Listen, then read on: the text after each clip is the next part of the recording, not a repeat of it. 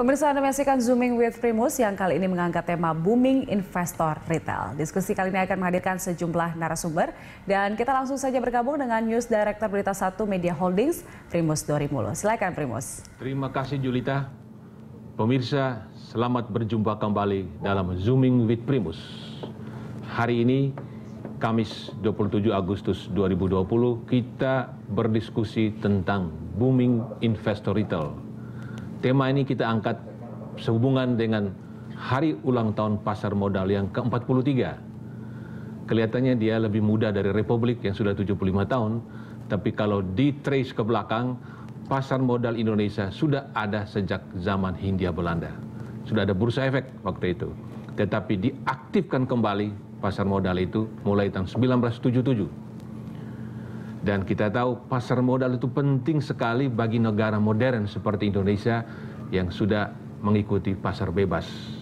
Kenapa? Manfaat pertama bagi bangsa adalah pasar modal itu adalah sumber pendanaan jangka panjang. Kita tidak bisa hanya mengharapkan perbankan karena itu jangka pendek. Pembiayaan berbagai proyek infrastruktur itu jangka panjang, lebih dari 10 tahun. Oleh karena itu pasar modal itu mutlak hadir. Dan itu di semua negara modern ada pasar modal. Yang kedua, bagi perusahaan. Bagi perusahaan, pasar modal itu penting bagi sumber pendanaan. Bukan sumber dana murah ya, tetapi untuk memperbaiki struktur keuangan. Karena pasar modal itu penjualan saham, itu kepemilikan. Jadi ada investor lain yang masuk dana dan itu bisa memperbaiki struktur keuangan, mengurangi utang. Dan ada dana untuk ekspansi. Kemudian bagi perusahaan juga ini penting bagi pemerataan kepemilikan supaya banyak orang ikut memiliki perusahaan, ikut menikmati keuntungan. Dan bagi investor, setiap rakyat Indonesia dan seluruh bangsa di dunia boleh, karena kita sudah pasar bebas terbuka, boleh ikut memiliki saham, boleh ikut menikmati keuntungan, mendapatkan dividen dan juga mendapatkan capital gain dari pergerakan harga saham. Kita mengangkat retail, investor retail, karena apa? Karena dalam kondisi pandemi, ternyata dengan perkembangan digitalisasi, itu dengan work from everywhere ya, bukan WFH saja, tetapi bisa bekerja dari mana saja, ternyata banyak milenial yang usia di bawah 30 tahun itu membeli saham. Catatan kami dari Juni ke Juni 2019 ke Juni 2020, itu investor di pasar modal yang tercatat di single identity identification itu naiknya 84%. Dan terbesar adalah milenial. Nah, bagaimana sesungguhnya pasar modal kita? Karena kita sudah menghadirkan narasumber kita, saya sapa dulu. Pertama adalah Pak Lutfi Zain Fuadi, Kepala Departemen Pengawas Pasar Modal 1A. Ini ada 1A, 1B rupanya. Otoritas Jasa Keuangan. Selamat siang Pak Lutfi. Selamat siang Pak. Selamat siang Pak Primus, selamat siang Bapak sekalian. Kemudian narasumber kita yang kedua adalah Pak Fitri Hadi, Direktur Teknologi Informasi dan Manajemen Risiko PT Bursa Efek Indonesia yang juga berulang tahun. Kemudian Pak Theo Lekatompesi, Wakil Ketua Asosiasi Emiten Indonesia dan juga Komisaris di PT Humpus Intermoda. Kita mulai lebih dulu dengan Pak Lutfi Zain, mendapat gambaran umum karena Otoritas Jasa Keuangan sebagai regulator dan pengawas. Silakan Pak. Ya, terima kasih Pak Primus. Mohon izin ya Pak Fitri sama Pak Theo. Ya, pertama tadi sudah disampaikan ya, bahwa betul ada booming ledakan investor. Ya, pertumbuhannya tadi luar biasa. Kalau kita catat kemarin pertanggal hari ulang tahun pasar modal 10 Agustus kemarin sudah mencapai 3,02 juta ya nasabah yang memiliki SID. Itu gabungan antara yang ekuitas, yang fund, yang reksadana sama yang SPN, yang surat berharga negara. Ini memang patut kita syukuri, artinya walaupun misalnya ada pandemi, toh itu tidak menyurutkan juga niat dari masyarakat kita untuk berkecimpung di pasar modal. sebenarnya bukan hanya dari sisi ledakan jumlah investor ya.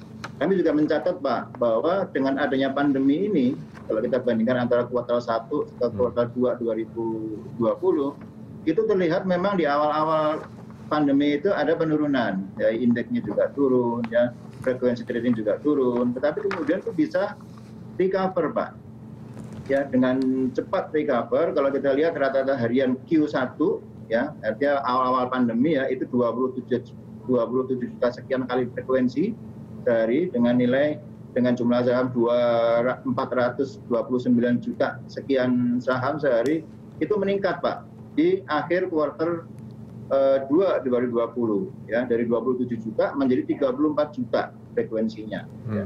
Kemudian juga jumlah sahamnya meningkat dari 429 juta menjadi 493 juta yang kita saksikan. Ini artinya dengan adanya pandemi, orang pada di rumah ya mungkin punya banyak waktu juga untuk kemudian melakukan trading dari rumah. Ya, karena itu pula kemudian kita juga bisa melihat bahwa ternyata investornya itu bisa nambah sampai menembus angka 3 juta. Ya, fenomena ini sebenarnya fenomena yang mungkin lazim ya, karena kalau kita lihat misalnya membandingkan dengan marketplace lain ya, yang komoditi ya taruhlah Bukalapak, Tokopedia itu pun sama ya, mengalami lonjakan dari sisi pertama frekuensi tradingnya, kemudian juga komoditi yang diperjualbelikan, dan jumlah akunnya pun juga meningkat karena memang mau nggak mau dengan kondisi pandemi banyak keterbatasan sehingga akses digital menjadi suatu kebutuhan. Ini Pak pertama ya. Jadi memang itu ada relevansinya antara kondisi kita WFH ya, kita bergantung atau lebih bergantung pada teknologi digital untuk mempermudah hidup kita sehingga segala aspek yang terkait dengan digital pun kemudian menjadi bertambah. Nah, ini kita juga syukuri juga Pak bahwa pada awal pandemi indeks kita sampai drop ya dari 6.000 sekian di akhir 2019 pernah menjadi 3.900 sekian ya di bulan Maret 2020 ya. Tapi alhamdulillah kalau saya tadi lihat pada penutupan sesi 1 tadi itu sudah 5.335 sekian. Jadi sudah kembali menuju ke sebelum adanya pandemi. Mudah-mudahan ini terus berlangsung sehingga segera ada pemulihan di indeks kita. Berikutnya Pak, dengan adanya investor yang sedemikian banyak ya, ini kan mestinya juga harus ada kebijakan di level regulator untuk pertama mempermudah ya, ini kan artinya kan demandnya ada Pak, banyak sekali investor tambah ya, supply-nya juga mesti diperbaiki, ditambah ya, dengan cara apa ya, kita mempermudah akses untuk masuk ke pasar. Bagi siapa nih, bagi kawan-kawannya Pak Tio dari calon-calon emiten. Ya. Pertama kita sudah ada kebijakan ini bukan di tahun ini dan bukan karena pandemi juga Pak, tapi memang sudah ada kebijakan sebelumnya yang relevan dengan kondisi sekarang. Kita terapkan yang namanya e-registration. Ya, jadi pertama kalau dulu emiten itu datang ke bursa mau ambil dana dari publik lewat penawaran umum itu harus menyerahkan dokumen bermacam-macam, jumlahnya sangat banyak. Dengan e-registration ini menjadi sangat sederhana, jadi mudah, murah, cepat, terintegrasi harapannya. Dengan siapa terintegrasi? Dengan bursa. Ketika misalnya calon emiten tadi itu ingin listed di bursa, jadi sekali lodge dokumen itu bisa share ke bursa. Jadi bursa pun bisa dengan segera untuk melakukan penalahan simultan dengan yang dilakukan oleh OJK. Ya. Sehingga nanti ketika OJK nanti ngasih efektif, nggak akan terlalu banyak waktu terbuang supaya emiten bisa segera melakukan penawaran dan bisa menjual sahamnya kepada masyarakat. Ya. Berikutnya, kalau ini ada relevansinya betul dengan pandemi karena kita keluarkan di masa pandemi ini. Ketentuan tentang e-IPO atau Electronic Indonesian Public Offering. Ya. Ini pertama tadi, semuanya sudah menggunakan sistem elektronik. Kedua, kita juga ingin memastikan Pak, ledakan investor ini kan harus dikasih porsi supaya dapat. Kalau ada perusahaan melakukan IPO supaya dapat penjatahan. Nah, selama ini dengan metode yang sekarang ada, itu banyak sekali investor retail yang terlalu tidak kebagian. Karena porsi fix allotment-nya itu sedemikian tinggi. Nah, dengan adanya peraturan baru ini, e-IPO ini, kita coba ya desain supaya ada mandatory untuk yang full allotment, pooling allotment. Ya. Misalnya kalau IPO-nya itu antara sampai dengan 250 miliar, maka 15% harus jatuh ke pooling. Ya, artinya apa? Kesempatan kepada publik. Ya. Kalau misalnya 1T, maka 7,5% harus jatuh ke pooling allotment-nya. Ya. Sehingga apa? Menjadi kesempatan publik untuk bisa ikut memiliki saham yang baru di IPO-kan ini. Ya. Berikutnya, ya setelah mereka itu masuk mengambil dana dari pasar modal menjadi emiten, kita juga perlu permudah interaksi perusahaan dengan para pemegang sahamnya. Ya, bentuk interaksi formalnya sesuai undang-undang kan adalah rules. Nah ini OJK juga mengeluarkan aturan untuk mempermudah bagaimana rules itu dilakukan dengan memanfaatkan teknologi informasi. Awalnya kita kenalkan e-proxy, jadi orang pemegang saham tidak perlu Pak hadir ke rules, dia cukup ngasih proxy. Masih kuasa secara elektronik lewat sistem yang disediakan oleh PT KSEI. Ya, jadi rules-nya bisa hanya beberapa orang pemegang proxy, ya, tapi suaranya suara dari seluruh pemegang saham emiten yang mungkin puluhan ribu. Ya. Ini inline dengan polisi pemerintah untuk distancing, ya, physical distancing, social distancing, menghindari kerumunan segala macam. Nah, jadi e-proxy ini sangat relevan dengan upaya pemerintah untuk penanganan COVID-19. Ya. Kemudian kita juga beralih ke e-voting bahkan, ya, tidak cukup hanya dengan e-proxy, tapi bahkan votingnya pun bisa dilakukan lewat elektronik memanfaatkan teknologi informasi. Nah, ini juga tentunya ini kalau tadi Pak Primus sampaikan ya bahwa banyak sekali kaum milenial yang menjadi pemegang rekening baru, investor baru, ya, tentunya mereka sangat familiar dengan hal-hal yang sifatnya digital seperti ini. Ya. Jadi ketika kita launching ada e-RUPS, ya, e-voting, jadi RUPS lewat sarana teknologi informasi, tentunya ini hal yang tidak asing bagi mereka. Ya, bahkan mungkin ini yang mereka cari yang seperti ini. Ya. Nggak perlu jauh-jauh datang dari kampung ke Jakarta hanya untuk ikut RUPS, tapi dari daerahnya masing-masing bisa peran serta dalam pengelolaan perusahaan dengan cara ikut RUPS, ya, melalui e-voting, ya, melalui e-proxy maupun e-voting. Ya. Nah berikutnya untuk channel-channel ini, ya, jadi tadi kan dengan adanya investor yang banyak kan perlu ada yang mengelola. Nah salah satu yang mengelola siapa namanya? Manajer investasi, ya, atau mungkin juga ada wakil agen penjual efek reksadana, ya, yang mewakili kerjanya para manajer investasi. Ya. Ini kita permudah Pak, ya, jadi supaya populasinya juga nambah, perizinan WMI pun kita tambah, kita permudah dengan cara apa? Digitalisasi. Ya. Jadi kita sudah terapkan, ya, bahwa untuk perizinan MI itu WMI, maaf ya, wakil investasi itu bisa dilakukan secara digital, prosesnya pun keluarnya dari OJK pun dengan digital signature. Jadi ini harapannya kita layanan cepat, kebutuhan industrinya bisa terpenuhi, ya. Kita juga melakukan koordinasi dengan lembaga terkait, misalnya kayak lembaga sandi negara. Ini juga sejalan kan daripada berbondong-bondong ke OJK, nanti di loket untuk ngurus izin wakil manajer investasi, ya ini bisa diurus lewat online, terimanya pun nanti online. Ya. Berikutnya adalah soal aspek perlindungannya. Ya. Investor boleh banyak, ya, tetapi tidak ada artinya kalau dia tidak diberikan perlindungan yang memadai. Ya. Kalau tadi alhamdulillah ya dari sisi milenialnya banyak, ya, artinya kita berharap bahwa milenial itu lebih berpendidikan, dia lebih paham, lebih curiosity-nya itu lebih tinggi terhadap hal tempat di mana dia itu naruh duit. Ya.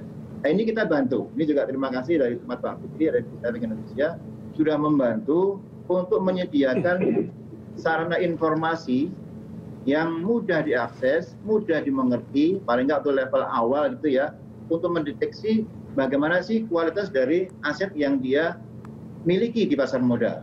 Saham A seperti apa, saham B seperti apa, itu bisa diketahui dengan mudah dengan adanya notasi pada setiap saham. Ya, jadi misalnya ada notasi hurufnya itu B misalnya, ya, oh dia sedang dalam proses bankruptcy. Ya. Ada notasi L misalnya, oh dia terlambat dalam menyampaikan pelaporan. Ya. Ini dua hal. Pertama membantu investor itu sendiri memahami investasinya. Kedua juga mendorong emiten untuk melakukan perbaikan. Ya, kalau kebanyakan notasi artinya apa? Emiten itu dalam posisi yang kurang baik. Nah, dengan dipublikasikan seperti itu, maka kita juga mendorong emiten supaya segera memperbaiki supaya apa? Supaya notasinya itu bisa kemudian berkurang atau bisa hilang sama sekali. Ya. Nah, ini tadi bicara dari sisi investor, Pak Primus. Baik, Pak. Saya sedikit ingin sampaikan dari sisi yang butuh dana. Ya. Ini banyak sekali ya program pemerintah kan ya, kemudian ekonomi nasional yang menyasar pada UMKM. Ya. Nah, ini kita juga coba ya untuk mensupport UMKM ini supaya dia juga bisa akses ke pasar modal.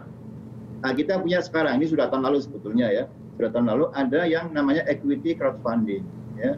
Jadi cara memperoleh dana secara mudah dengan cara menjual saham di pasar modal, tapi dengan cara yang jauh lebih mudah dari kalau misalnya dia harus menjadi emiten atau IPO lewat platform. Ya. Kembali lagi karena ini era digital melalui platform. Ya, jadi ini upaya kita juga ya untuk apa? Untuk supaya antara supply dan demand-nya imbang.